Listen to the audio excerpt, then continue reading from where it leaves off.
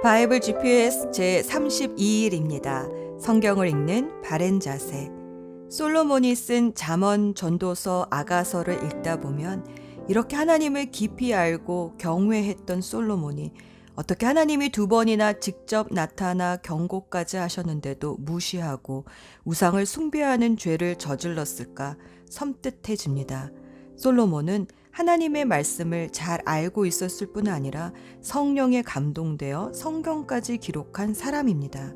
그런데도 그는 하나님의 말씀을 무시하고 신명기 17장 16에서 17절에 기록된 왕이 해서는 안 되는 3가지 명령에 불순종합니다. 즉, 더 많은 군마를, 더 많은 여인을, 더 많은 돈을 가지려 했습니다.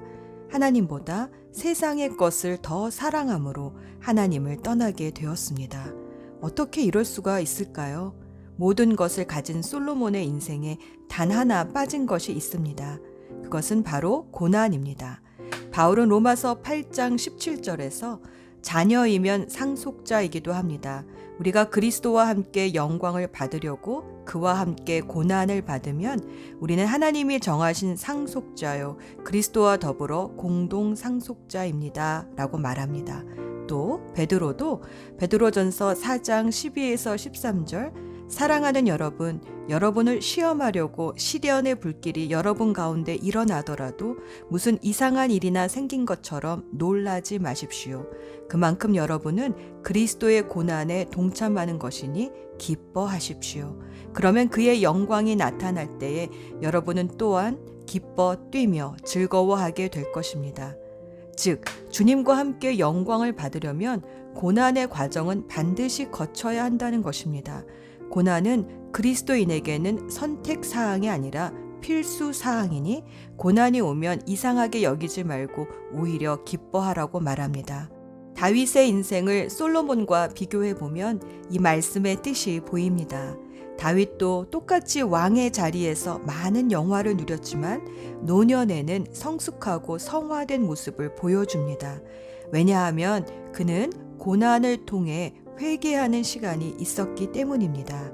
그러나 솔로몬에겐 다윗에게 있었던 광야 10년이 없었습니다. 그리스도인은 고난의 과정을 통해 성화됩니다.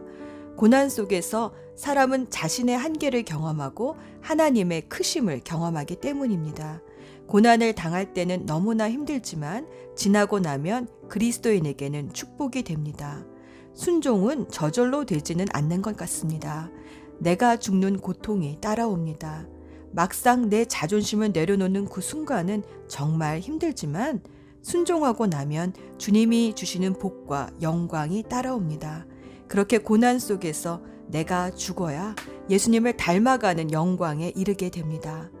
말씀을 더 알려고 성경을 더 알려고 공부만 하고 그 말씀대로 살기 위해 자신의 시간과 삶을 나누지 못하고 희생과 섬김의 삶을 살지 못하면 솔로몬처럼 더 가지려는 욕망의 덫에 걸리게 됩니다. 성경을 많이 안다고 좋은 것이 아닙니다. 단 하나를 알아도 그 하나에 순종하려고 기꺼이 나를 희생할 때 성경은 우리에게 생명책이 됩니다. 오늘의 여정. 오늘은 잠언 17장부터 22장 16절까지 솔로몬이 쓴 잠언과 사랑의 노래로 알려진 아가서를 읽습니다. 잠언은 1장 1절에서 저자가 솔로몬임을 밝히지만 정작 솔로몬은 지혜와 지식과 명철을 주시는 분은 여호와 하나님이심을 고백하면서 잠언의 저자가 성령 하나님이심을 암시합니다. 잠언은 시간 순서대로 기록된 것이 아니라 하나님의 백성으로 살면서 하나님과의 관계, 이웃과의 관계, 그리고 나 자신과의 관계에서 어떻게 사는 것이 지혜로운 삶인지 가르쳐 줍니다. 예수님은 제자들을 둘씩 짝지어 세상으로 전도 여행 보내실 때 이렇게 당부하셨습니다. 마태복음 10장 16절에서 17절 말씀. 보아라, 내가 너희를 내보내는 것이 마치 양을 이리떼 가운데로 보내는 것과 같다. 그러므로 너희는 뱀과 같이 지혜롭고 비둘기같이 순결해져라. 사람들을 조심하여라. 양을 잡아 먹으려는 이리떼가 우글거리는 세상에서 우리는 어떻게 그리스도인으로 지혜롭고 순결한 삶을 살 수 있을까요? 잠언을 읽으며 그 지혜를 배워봅시다. 아가서는 솔로몬의 통치 기간 중 수넴 지방의 한 술람미 여인의 관점에서 지고지순한 사랑을 노래합니다.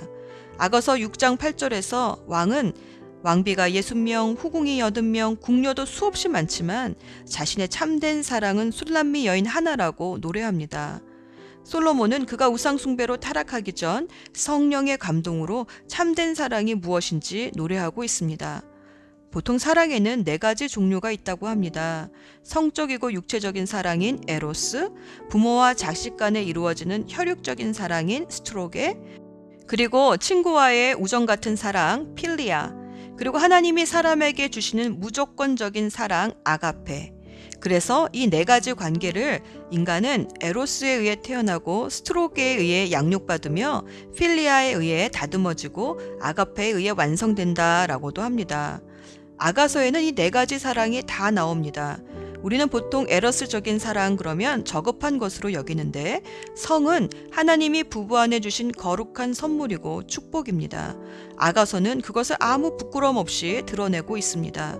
여인을 재산의 목록처럼 취급하던 그 시절에 아가서를 통해 여인의 아름다움과 사랑의 존귀함을 거침없이 드러내고 있다는 것이 참 놀랍습니다. 여인을 묘사하는 형용사는 사랑이 성숙해가면서 더 풍부해지는데 이는 사랑이 성숙해감에 따라 더 아름다워지는 인격을 노래하는 것입니다. 예를 들면 여인의 코에 대한 찬미는 7장에 가서야 나오는데 이는 보이지 않는 냄새를 분별하듯 영적인 분별력이 생긴 신도의 성숙함을 노래합니다. 아가서는 시적인 표현으로 많은 이미지를 그려내기 때문에 다양한 해석들을 할 수 있다는 재미가 있습니다. 하지만 분명한 것은 사랑은 여러 위기와 어려움을 극복하고 성숙해 간다는 것입니다. 예를 들어 2장 16절에서는 내 애인은 나의 것, 나는 그대의 것을 노래하며 사랑은 내 것이라고 먼저 주장을 하다가 6장 3절에 가서는 나는 내 애인의 것, 나의 애인은 나의 것으로 순서가 달라지면서 위하는 사랑으로 조금 더 성숙해 갑니다. 그러다가 마침내 7장 10절에서는 나는 내 애인의 것, 그가 나를 사모하네로 성숙해 가면서 더 이상 소유를 주장하지 않는 아가페적인 사랑의 성숙을 보여줍니다. 아가서를 읽으며 성령님이 사랑을 얼마나 아름다운 시적인 언어로 표현했는가 맛보시기 바랍니다. 예수 전망대. 구약에서는 이스라엘을 하나님의 영적인 신부로, 신약에서는 교회를 그리스도의 신부로 비유합니다. 이런 관점에서 술람미 여인에 대한 솔로몬의 사랑은 성도에 대한 그리스도의 사랑으로 읽으면 아가서의 모든 상징들이 영적인 의미들로 이해하게 됩니다. 예를 들어 감미로운 당신과 입맞춤을 원해요 라는 말은 예배하다, 경배하다라는 단어를 연상시킵니다. 왜냐하면 당시 예배하다, 경배하다라는 단어는 종이 주인의 발에 엎드려 입맞추다 라는 뜻으로 쓰였기 때문입니다. 그렇게 보면 침실은 주님만 바라보는 지성소를 상징할 수 있습니다. 성막은 하나님이 이스라엘 백성과 같이 사시겠다고 마련하신 신방과 같으니 말입니다. 이렇게 아가서에 쓰인 모든 시적인 표현들을 구약의 역사와 연결해 읽으면 주님의 사랑이 절절하게 느껴지기 시작합니다. 둘만의 사랑에 취해 자신의 방 안에서 나오지 않으려는 여인을 광야로, 동산으로, 목장의 일터로 자꾸만 초청하시는 신랑의 모습은 자기 만족에만 머무르려는 성도를 사명과 소명의 장소로 불러내시는 주님의 모습을 연상하게 합니다. 여인은 신랑을 찾아 헤매이다가 야경꾼들에게 핍박도 당하지만 양을 치는 동산, 광야, 그리고 산에서 신랑 대신 주님을 만납니다. 주님을 만나는 장소는 양을 치는 사역의 현장, 고난의 광야, 영적인 전쟁을 치르는 기도의 산이었던 것입니다. 드디어 신랑을 만나 왕의 병거에 올라탄 여인의 아름다운 모습은 이제 용사가 된 성도의 성숙한 모습을 보는 듯합니다. 이렇게 성숙해진 사랑을 8장 6절에서 이렇게 표현합니다. 나를 옥새같이 그대 마음에 두세요. 나를 도장같이 그대 팔에 새기세요. 사랑은 죽음같이 강하고 그 질투는 무덤같이 끈질기니 그 사랑을 불꽃처럼 강렬한 불길처럼 타오르네. 이 말씀은 예레미야 31장 33절에서 하나님의 말씀을 가슴속에 넣어주며 마음판에 새겨주시겠다는 말씀이 떠오르게 합니다. 성막과 성전과 갈멜산에서 첫 번째 제물을 드렸을 때 하늘에서 내려와 그 제물을 태운 불꽃이 생각납니다. 오순절날 불의 혀처럼 갈라진 모습으로 사도들에게 임했던 성령의 불꽃이 생각납니다. 우리를 너무나 사랑하셔서 십자가에 죽기까지 우리를 포기하지 않으신 그 사랑, 우리가 우상 숭배라도 하면 불같이 화내시며 징계하셔서 다시 돌아오게 하시는 그 사랑이 느껴집니다. 이렇게 아가서는 시적인 언어가 가지는 이미지의 힘으로 구약과 신약의 모든 역사를 한 단어에 다 담아 노래합니다. 아가서는 나의 사랑하는 이시여 빨리 오세요 라는 탄원으로 마무리합니다. 이 탄원에 대해 예수님은 계시록 마지막 절에서 이렇게 응답하셨습니다. 계시록 22장 20절, 이 모든 것을 증언하신 분 예수님께서 말씀하십니다. 그렇다, 내가 속히 가겠다.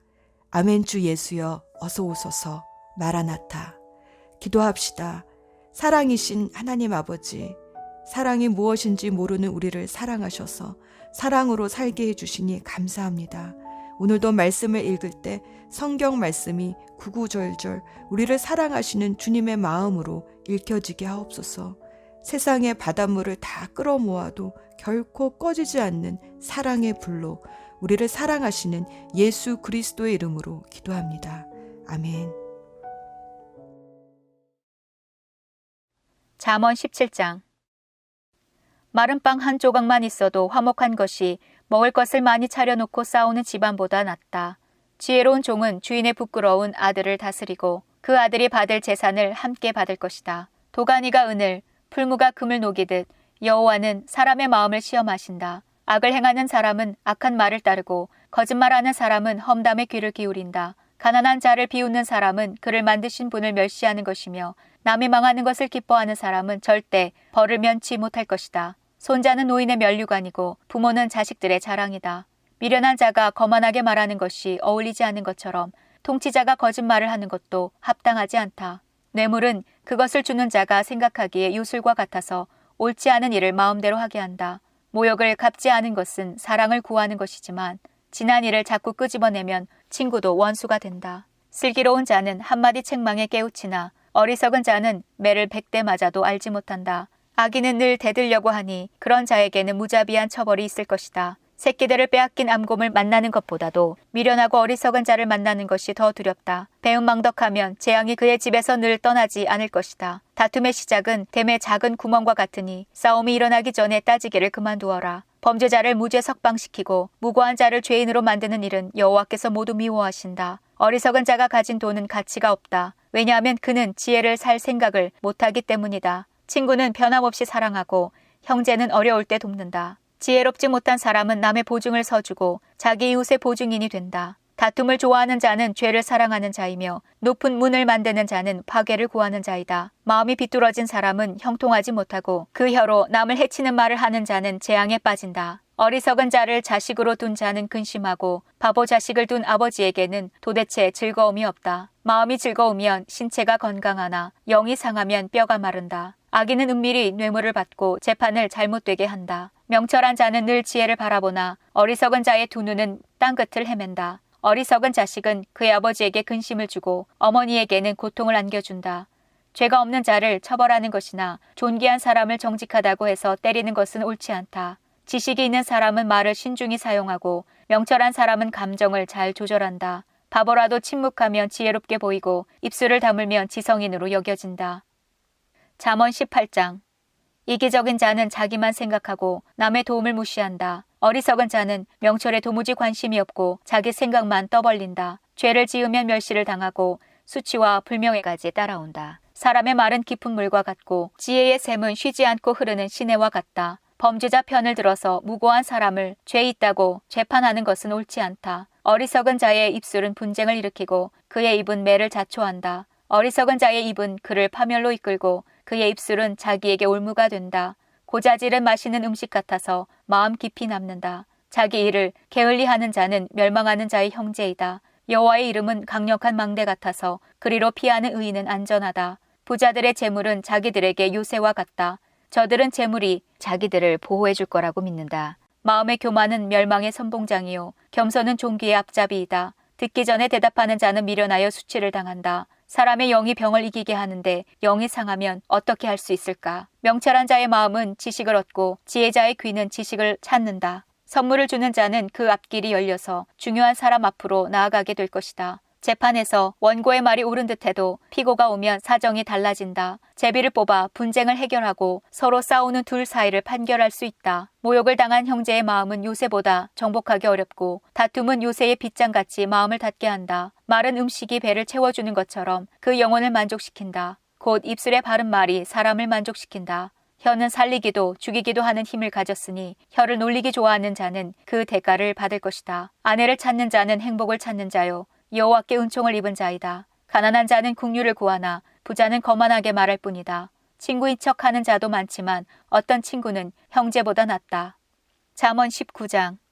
흠없이 행하는 가난한 사람을 입술이 사악하고 어리석은 사람에게 비길 것인가. 지식 없는 열심은 위험하고 조급히 일을 처리하면 그르친다. 자기의 미련 때문에 망하고서도 마음으로 여호와를 원망한다. 부유하면 친구가 많지만 가난한 사람의 친구는 그를 버린다. 거짓 증인은 처벌을 면치 못하고 거짓말을 내뱉은 자 역시 벌을 피하기 어렵다. 너그러운 사람에게는 은혜를 구하는 자가 많고 선물을 주는 자에게는 누구나 가까이 가려 한다. 가난하면 친척들도 멀리하니 친구들이야 말할 것도 없다. 사정에도 친구들은 달아날 뿐이다. 지혜를 얻는 자는 자기를 사랑하는 자이며 명철을 귀히 여기는 자는 형통할 것이다. 거짓 증인은 처벌을 면치 못하고 거짓말을 내뱉은 자도 망할 것이다. 어리석은 자의 사치가 옳지 못하듯 종이 주인을 다스리는 것도 옳지 못하다. 슬기로운 사람은 쉽게 화내지 않으며 허물을 덮어주어 자기의 영광으로 삼는다. 왕의 노함은 사자의 부르짖음 같고 그의 은총은 풀에 내리는 이슬 같다. 어리석은 아들은 그 부친을 망하게 하고 다투는 아내는 계속 떨어지는 빗방울과 같다. 집과 재물은 부모에게서 상속받지만 슬기로운 아내는 여호와께서 주신다. 게으름은 사람을 깊은 잠에 빠지게 하고 게으른 사람은 굶주린다. 교훈에 순종하는 사람은 자기 생명을 지키나 말씀대로 살지 않는 사람은 죽을 것이다. 가난한 자에게 베푸는 일은 여호와께 빌려드리는 것이니 그분이 후하게 보상하신다. 아직 희망이 있을 때에 자식을 징계하여라. 그가 망할 때까지 내버려 두지 마라.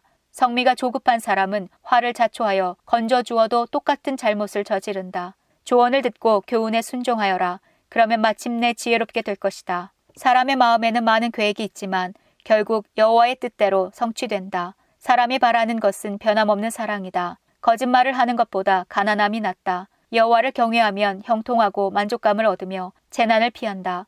게으른 사람은 손을 밥그릇에 얹고도 자기 입에 집어넣기를 귀찮아한다. 거만한 자를 매질하여라. 그러면 미련한 자가 깨닫게 될 것이다. 명철한 자를 책망하여라. 그러면 그가 지식을 얻을 것이다. 자기 아버지를 구박하고 자기 어머니를 쫓아내는 자식은 수치와 부끄러움의 자식이다. 내 아들아, 교훈을 듣지 않으면 결국 너는 지식의 말씀에서 벗어날 것이다. 악한 증인은 법을 비웃고 악인의 입은 죄를 물마시듯 한다. 징계는 거만한 자들을 위한 것이요 매는 어리석은 자들에게 필요한 것이다. 잠언 20장. 포도주를 마시면 우쭐해지고 독주를 마시면 싸움질을 한다. 이것들이 빠진 자는 지혜가 없다. 왕의 진노는 사자의 부르짖음과 같고 왕을 화나게 하면 생명을 잃는다. 다툼을 피하는 것은 영예로운 일이나 미련한 자는 조급히 싸우려 든다. 게으른 사람은 농사철에 쟁기질을 안 하니 추수할 때 거두려 해도 거둘 것이 없다. 사람의 마음에 세운 계획들은 깊은 물과 같지만 명철한 사람은 그것도 알아챈다.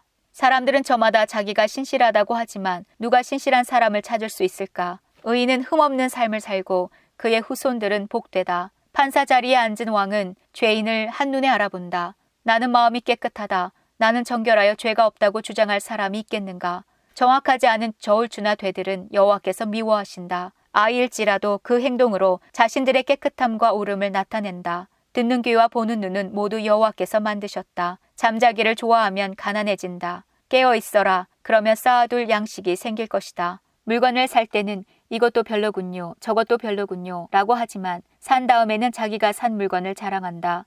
세상에는 금과 귀한 보석들이 많지만 지식을 말하는 입이 가장 귀한 보물이다. 타인을 위해 보증 서는 사람의 의복을 취하여라. 다른 지방 사람을 위해 보증 섰다면 꼭 그 사람을 잡아두어라. 속여서 얻은 음식은 정말 맛있는 것 같지만 나중에는 입안에 자갈이 가득할 것이다.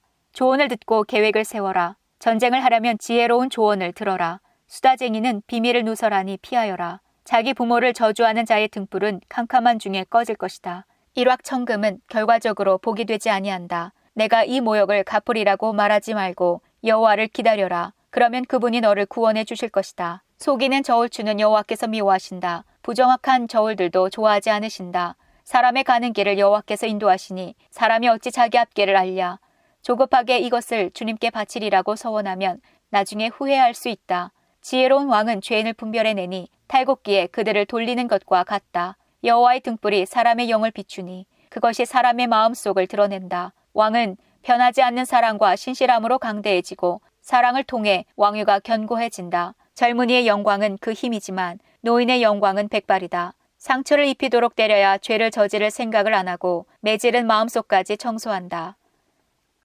잠언 21장. 왕의 마음이 여호와의 손안에 있다. 그분은 자기 원하시는 대로 물길처럼 그 마음을 바꾸신다. 사람의 모든 행위가 자기에게 옳게 여겨져도 여호와께서는 마음을 살피신다. 의로운 생활이 형식적인 제사보다 여호와를 기쁘시게 한다. 거만한 두 눈과 교만한 마음, 악인의 형통한 것 등은 모두 하나님의 뜻에 어긋난다. 부지런한 자의 계획은 부유하게 만들지만 조급한 행동은 궁핍함만 가져온다. 거짓된 혀로 모은 재산은 흩어지는 수증기 같고 죽음을 불러오는 함정이다. 악인은 난폭하게 굴다 다친다. 왜냐하면 저들은 올바르게 살려 하지 않기 때문이다. 범죄자의 길은 비뚤지만 죄 없는 자의 행동은 곧다. 옥상 한 구석에 사는 것이 다투는 여인과 함께 집에 사는 것보다 낫다.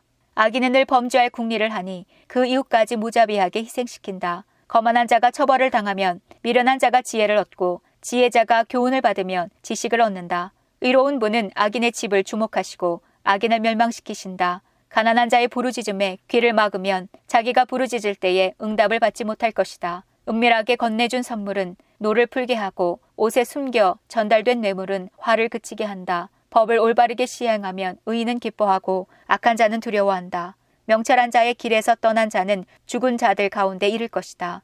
쾌락을 좋아하는 자는 궁핍해지고 술과 기름을 탐하는 자는 결코 부자가 되지 못한다. 악인은 의인을 구하기 위해 주어지고 사기꾼은 정직한 자를 구하기 위해 사용될 것이다. 따지고 바가지 긁는 아내와 함께 사는 것보다 사막에 홀로 사는 것이 낫다. 지혜 있는 자의 집에는 귀한 보배와 기름이 있으나 어리석은 자는 가진 모든 것을 삼켜버린다. 의롭고 신실하게 사는 사람은 형통하고 번창하고 영예를 얻는다. 지혜로운 사람은 용사가 지키는 성을 공격하여 저들이 의지하는 요새를 허물어 버린다. 자기 입과 혀를 지키는 사람은 재난에서 자신을 지킨다.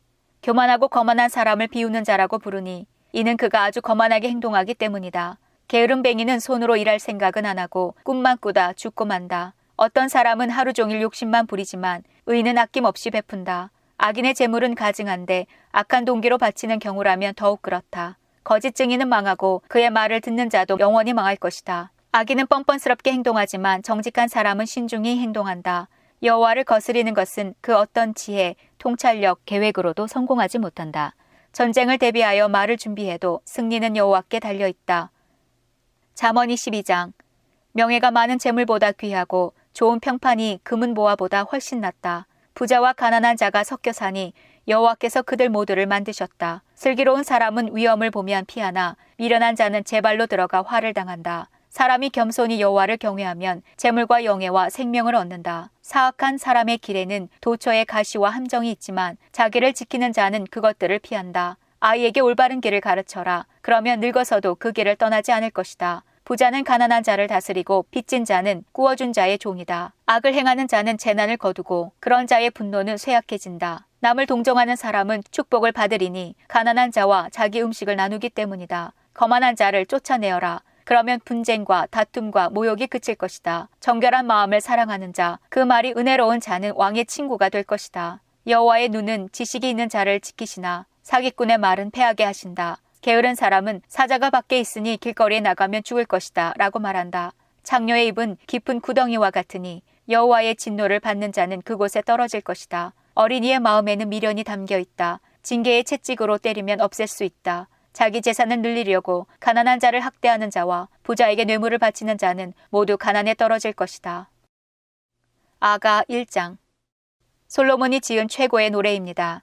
여자, 감미로운 당신과의 입맞춤을 원해요. 그것은 당신의 사랑이 포도주보다 달콤하기 때문입니다. 당신의 향긋한 그 내음, 당신의 이름은 부어놓은 향수 같아요. 아가씨들이 당신을 사랑하는 것도 이상한 일이 아니지요. 나를 빨리 데려가 주세요. 나를 당신의 침실로 데려가 주세요. 오 왕이시여. 합창. 우리는 당신을 즐거워하고 기뻐합니다. 우리는 포도주보다 달콤한 당신의 사랑을 노래합니다. 여자, 아가씨들이 당신을 사랑하는 것은 당연하지요. 예루살렘 딸들이여, 내가 비록 계달의 장막처럼 검지만 솔로몬의 휘장들처럼 아름답습니다. 내가 햇볕에 타서 검을지라도 나를 업신여기지 마세요. 오빠들 성화에 못 이겨 포도원을 지키느라 내 포도원은 소홀히 하였습니다. 사랑하는 당신이여, 어디서 양떼를 치시는지, 대낮에는 어디서 양떼를 쉬게 하시는지 말해주세요. 내가 왜 얼굴을 가린 여인같이 당신 친구들의 양떼들 사이에서 당신을 찾아 헤매야 합니까? 합창. 가장 아름다운 아가씨, 그대가 알지 못하겠거든. 양떼가 걷는 길들을 따라가세요. 그리고 목동들의 천막들 곁에서 그대의 어린 염소들을 놓아 기르세요. 남자, 내 사랑, 그대는 파라오가 끄는 병거의 준마 같소. 따은 머리채에 살짝 가려진 그대의 두 볼과 보석을 들이운 그대의 목이 아름답소. 합창. 우리가 그대에게 은을 박은 금목걸이를 만들어 주겠습니다. 여자, 왕이 자기 침대에 누울 때 나의 향유가 향내를 풍기네. 내 사랑은 품에 안은 몰약 주머니 같네. 나의 사랑은 엔게디 포도원에서 취한 고벨화 꽃송이들 같네. 남자, 아, 내 사랑, 그대는 아름다워. 아, 얼마나 아름다운지. 그대 두 눈은 비둘기 같소. 여자, 아, 나의 애인, 당신은 멋져. 오, 당신은 정말 멋져. 우리의 침대는 푸른 풀밭이라네. 우리 집 들보는 백향목, 우리 집 석가래는 전나무라네. 아가 2장. 여자, 나는 샤론의 꽃, 골짜기의 백합화. 남자, 아가씨들 중에 내 사랑은 가시나무들 중에 한 송이 백합화. 여자, 남자들 중에 나의 사랑은 삼림 속의 한 그루 사과나무. 나 그대 그늘에 앉아 즐기네. 그대 열매는 내 입에 달구나. 그가 나를 연회장으로 데리고 가네. 내 위에 펄럭이는 깃발 같은 그대 사랑. 사랑 때문에 병든 이 몸, 건포도로 기운을 북돋워 주세요. 사과로 새 힘을 주세요. 그대 왼팔에 나를 눕혀 오른팔로 나를 안아주네. 예루살렘 아가씨들이여, 내가 노루와 들사슴으로 당신들에게 부탁합니다. 제발 내 사랑이 원할 때까지 깨우지 마세요. 제발 내 사랑을 깨우지 마세요. 여자, 아, 내 애인의 목소리. 산을 뛰어올라 언덕을 넘어 그가 오시네. 나의 애인은 노루와 같고 어린 수사슴과도 같네. 아, 저기 우리 벽 뒤에 서서 창문을 통해 들여다보시네. 창살들을 통해 엿보시네. 나의 애인이 내게 말씀하시네. 내 사랑이여 일어나시오. 내 어여쁜 자여 이리 오시오. 자, 이제 겨울도 지났고 비도 오지 않소. 땅 위에는 꽃들이 피어나고 새들이 쥐저기는 시절이 왔소. 땅에서 비둘기 짝 찾는 소리가 들리지 않소. 무화과 나무에는 열매가 달리기 시작했고 이제 막 새싹이 돋는 포도나무들은 그 향긋한 냄새를 풍긴다오. 내 사랑이여 일어나시오. 내 어여쁜 자여 내게로 오시오. 남자, 바위 틈에 숨은 나의 비둘기, 벼랑에 숨은 나의 비둘기여, 그대 얼굴을 보여주오. 그대 목소리를 들려주오. 그대 목소리는 달콤하고 그대 얼굴은 아름다워. 여자, 우리를 위해 여우떼를 잡으세요. 포도원을 망치는 여우 새끼들을. 왜냐하면 우리 포도원 나무들이 이제 막 싹을 내기 시작했기 때문입니다.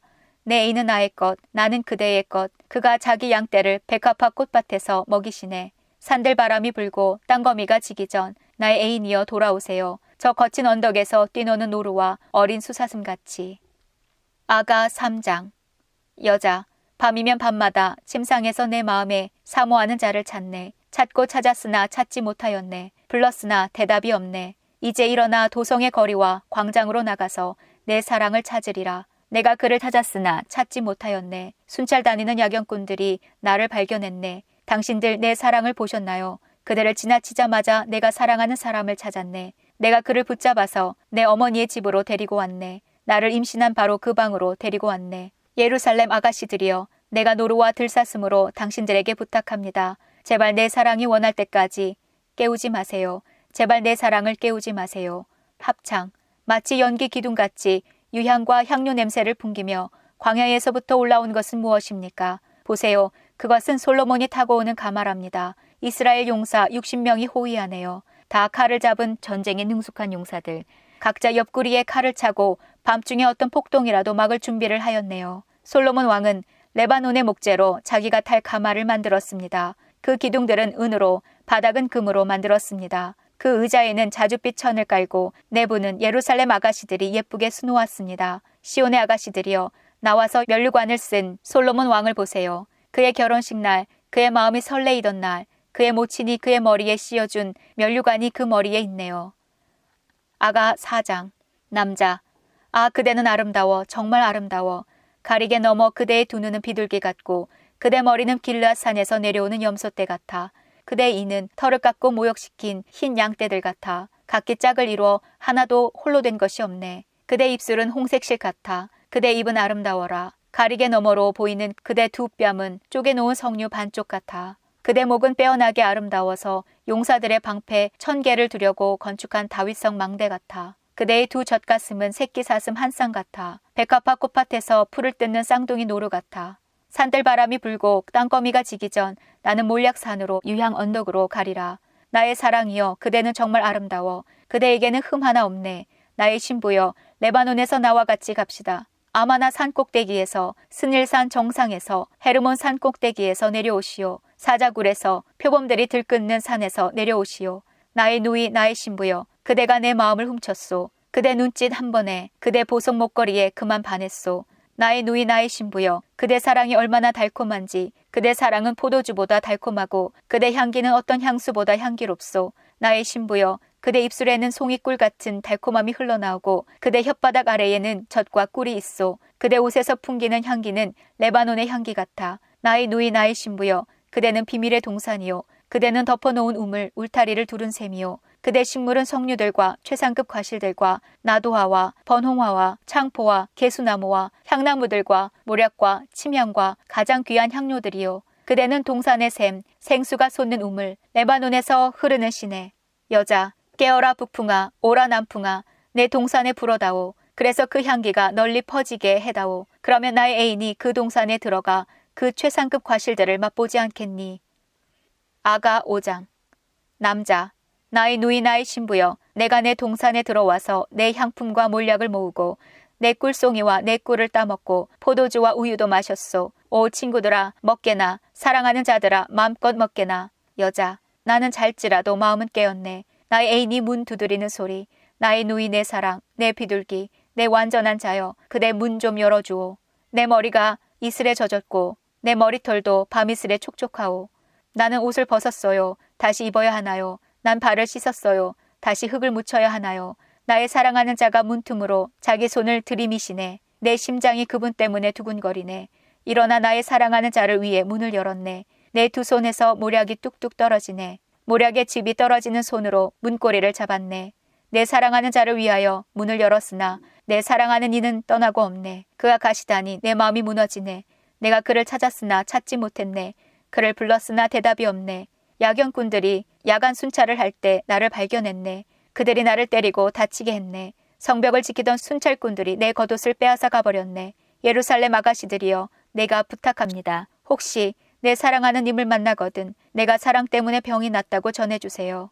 합창. 여자들 중에서 가장 아름다운 아가씨, 그대 애인이 다른 남성들보다 나은 것이 무엇이죠? 그대 애인이 무엇이 남달라 우리에게 그렇게 부탁하죠. 여자. 나의 애인은 건강하고 불구스름하여 다른 이들보다 뛰어나답니다.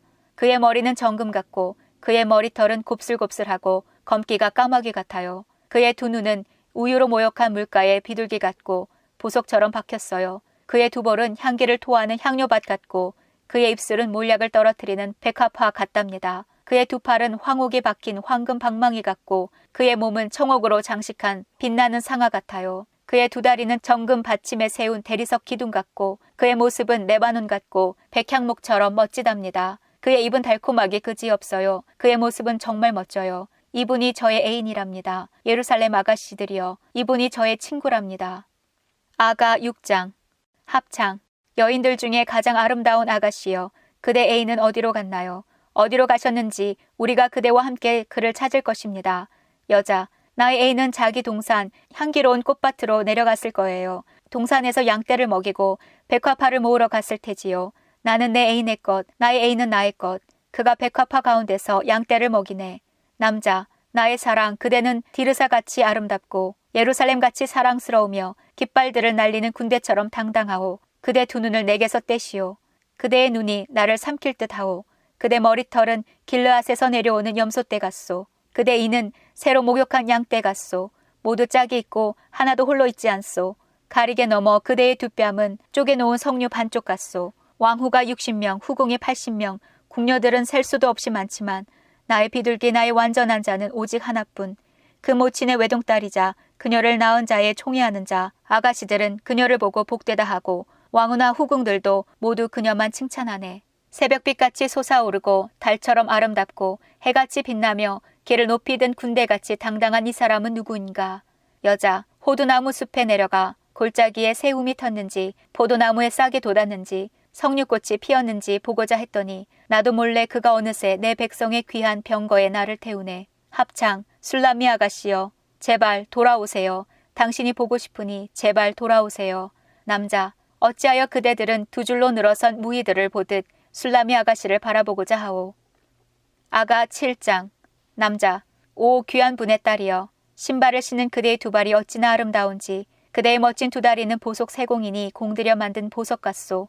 그대 배꼽은 혼합 포도주를 가득 채운 둥근 잔이며 그대 허리는 백화파로 둘러싸인 밀집단 같소. 그대 두 젖가슴은 두 새끼 사슴 노루 한 쌍 같소. 그대 목은 상아 망대 같고 그대 두 눈은 헤스본 바드랏빛 문 곁에 연못 같구려. 그대 코는 다마스커스를 향한 레바논 망대 같소. 그대 머리는 갈멜산 같고 그대의 치렁거리는 머리채는 자줏빛 벽걸이 융단 같소. 왕은 그대의 치렁거리는 머리채에 마음이 빼앗겼다오. 오 내 사랑, 그대는 정말 아름답고 그대는 정말 매혹적이오. 그대 키는 종려나무같이 장대하고 그대 젖가슴은 포도송이들 같구려. 난 종려나무에 올라 그 열매를 잡으리라고 혼자 말했소. 그대 젖가슴이 포도송이들 같다면 그대 숨결의 향기는 사과와 같다오. 그대 입은 최상급 포도주 같고 그 포도주는 술술 흘러 입술과 이 사이로 흘러가오.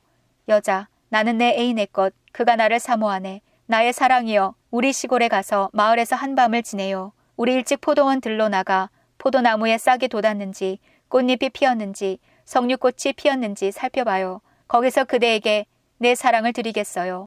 합한 채가 그 향기를 바라고 우리 문 앞에서 온갖 먹음직한 것들이 있어요. 그것들은 모두 내가 당신을 위해 준비한 것들, 햇것이 묵은 것만큼 많아요. 아가 8장. 여자, 그대가 내 어머니의 젖을 먹고 자란 형제라면 밖에서 내가 그대를 만나 입맞추어도 아무도 날 멸시하지 않을 것을 나는 그대를 모셔서 내 어머니의 집으로 인도하고 싶어요. 어머니는 나를 가르치셨지요. 나는 그대에게 향기로운 포도주, 곧 내 석류즙을 마시게 하고 싶어요. 그대 왼손에 나를 눕혀 그대 오른손으로 나를 안내. 예루살렘 아가씨들이여, 제발 부탁하니 우리가 바라기까지 깨우지 말고 흔들지 말아주세요. 합창, 자기 애인에게 기대어 광야에서 올라오는 저 사람은 누구입니까? 여자, 사과나무 아래서 내가 그대를 깨웠지. 그곳에서 그대의 어머니가 그대를 잉태하였고 거기서 그대를 낳은 분이 해산의 진통을 가졌었지. 나를 옥새같이 그대 마음에 두세요. 나를 도장같이 그대 팔에 새기세요. 사랑은 죽음같이 강하고 그 질투는 무덤같이 끈질기니 그 사랑은 불꽃처럼 강력한 불길처럼 타오르네. 사랑은 바닷물로 끌 수 없고 강물로도 어림없네. 자기 재산을 전부 들여 사랑을 구한들 멸시만 잔뜩 받을 것 아닌가. 합창, 우리에겐 아직 젖가슴이 없는 어린 누이가 있어요. 누군가 청혼하면 우리는 무엇을 해야 할까요? 누이가 성벽이라면 우린 그녀 위에 은으로 망대를 세울 것입니다. 그녀가 문이라면 백향목 널판으로 그녀를 두를 것입니다. 여자, 나는 성벽, 내 젖가슴은 망대랍니다. 그래서 나는 그대 보시기에 만족을 줄 거예요. 솔로몬에게 바알 하몬의 포도원 하나가 있었네. 그는 자기 포도원을 빌려 농사짓는 농부들에게 열매를 갖는 대신 각기 은천 3개씩 바치게 했네. 내 포도원은 내 마음대로 할 수 있답니다. 오 솔로몬이시여, 1000세겔은 당신 것, 200세겔은 농부들 목. 남자, 동산에 있는 그대여, 내 친구들이 그대 목소리를 들으니 나 또한 듣게 하오. 여자, 나의 사랑하는 이시여, 빨리 오세요. 향나무 우거진 산들을 달리는 노루나 젊은 수사슴처럼 달려오세요.